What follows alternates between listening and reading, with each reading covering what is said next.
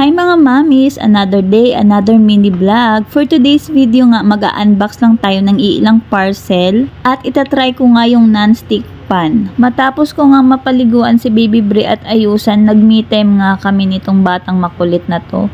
Minsan nga, may mga time talaga na ayaw niyang maalis ako sa paningin niya, kaya ayan, hinayaan ko na nga lang kasi minsan lang naman ito.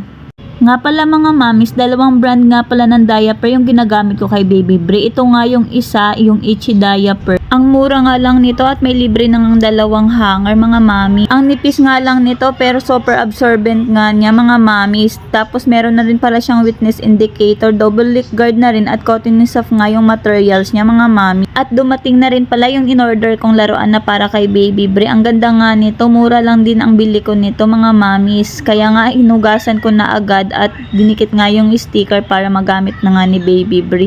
Tuwang-tuwa nga siya nito. Pero sa sobra ko ngang excite, hindi ko na nga na-videohan.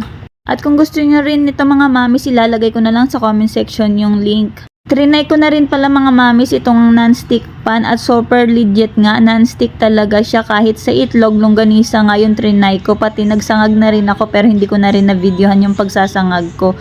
O siya mga mamis, thank you for watching!